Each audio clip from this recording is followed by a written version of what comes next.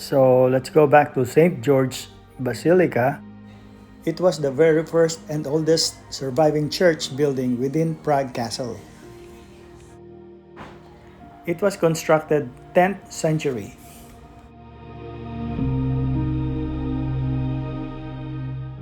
The church was constructed and dedicated to St. George. It is primarily a Romanesque style and it was part of the collection of buildings that comprised the castle, the political capital of the nation, and the spiritual center of the Czech state.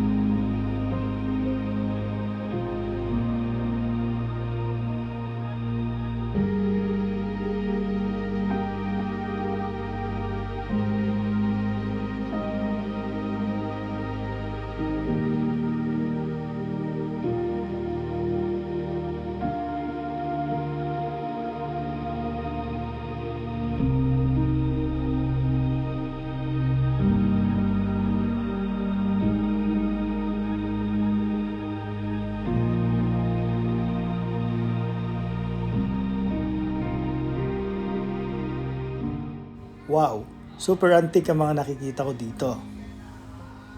Very old, antique as far back in the 10th century.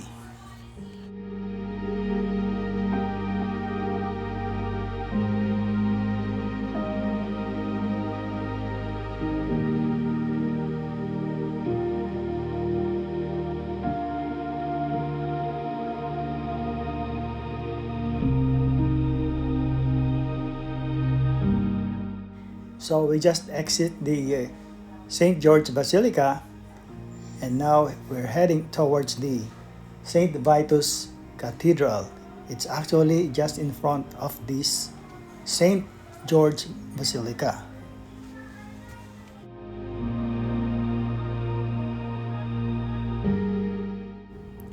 We're now inside the St. Vitus Cathedral and we will show you how beautiful the church is.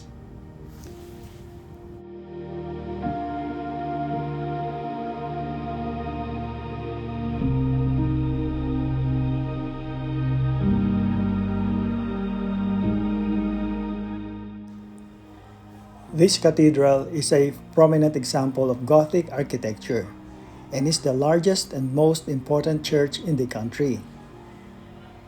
Located within Prague Castle, and containing the tombs of many Bohemian kings and Holy Roman emperors, the cathedral is under the ownership of the Czech government as part of the Prague Castle complex.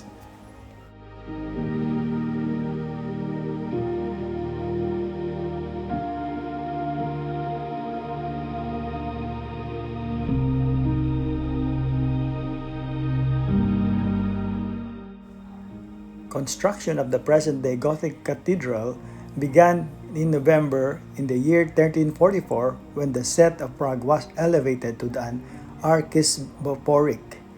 King John of Bohemia laid the foundation stone for the new building.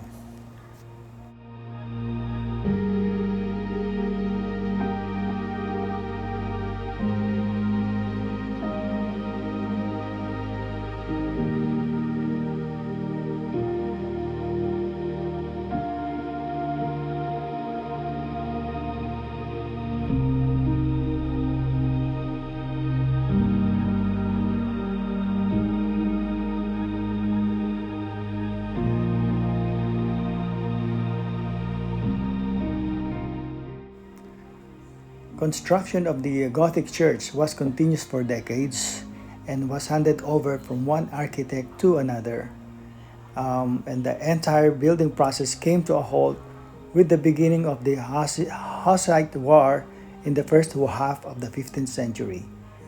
The war brought an end to the workshop that operated steadily over for almost a century, and the furnishings of cathedral, dozens of pictures and sculptures suffered heavily from the ravages of Hussite iconoclasm.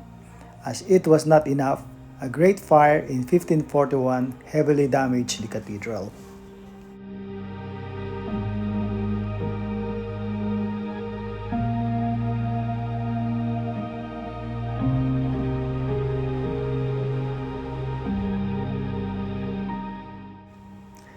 For centuries, the church construction was continuous, portion by portion, and eventually in 1954, the government decree entrusted the whole Prague castle into ownership of all Czechoslovak people and into administration of the president's office.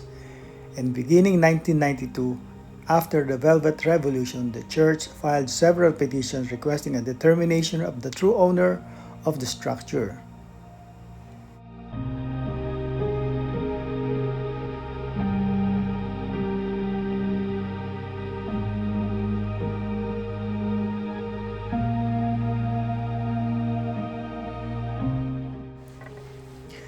There were conflicts regarding the ownership of this cathedral, and in 2007, the District Court of Prague decided that the cathedral is owned by Czech Republic. But, however, in 2010, the new Prague Archbishop Dominik Duka and the state president Václav Klaus together declared that they did not wish to continue with court conflicts.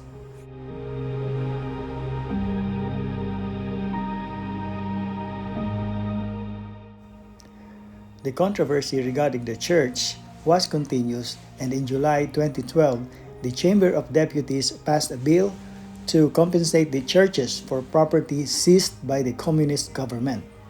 The Senate approved the bill in 2012, and the government implemented it the following June after clearing legal challenges.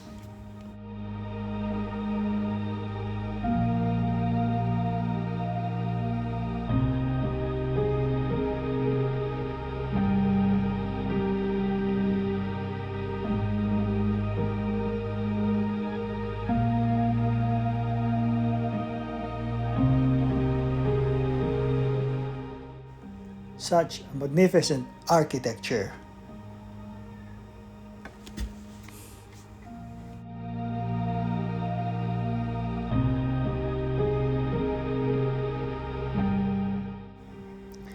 Such a magnificent work of art.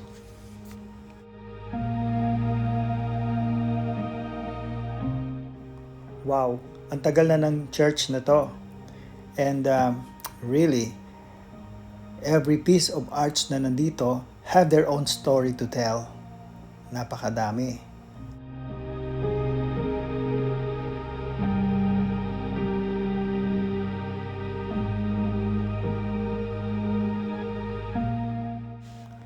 Ayan pa, there's another work of art. Aba, this is millions and millions of dollars ang value nito mga to. But this is a religious arts, so wala naman siguro magkaka-interest dito. It's a religious matter.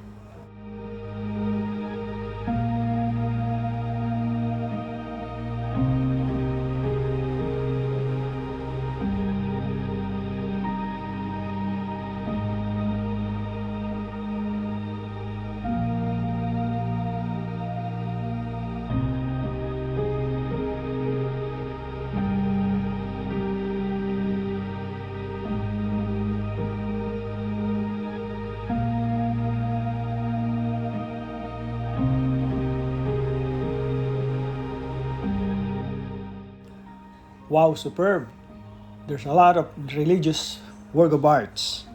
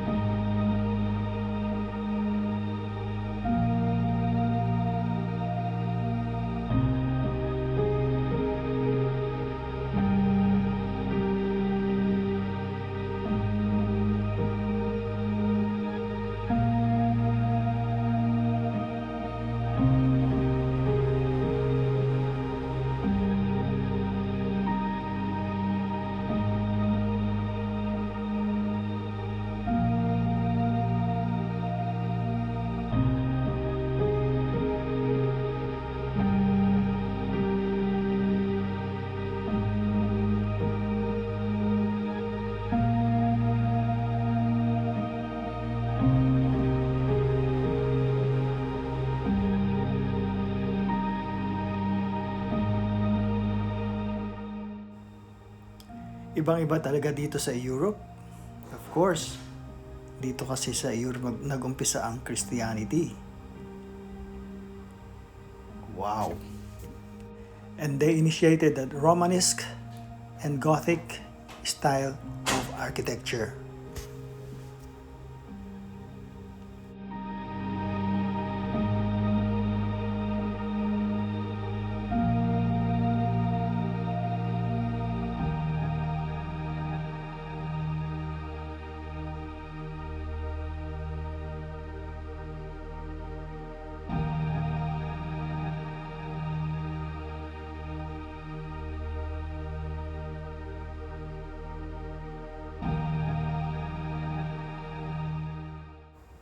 Wow!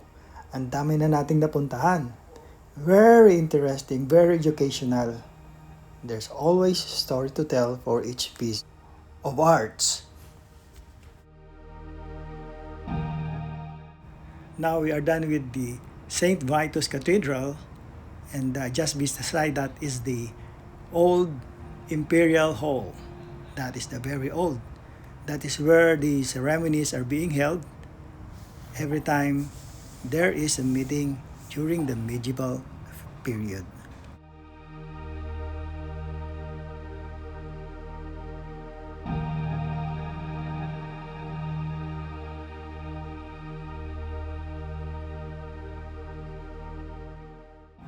Well, just an empty space.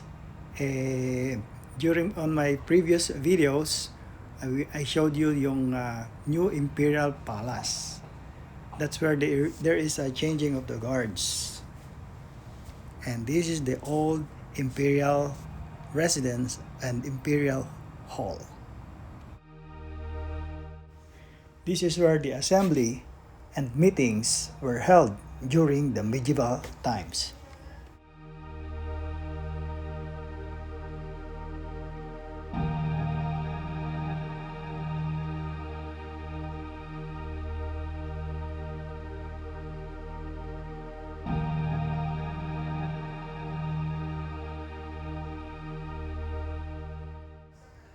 This is the old Imperial Palace here in Prague Castle, Czech Republic.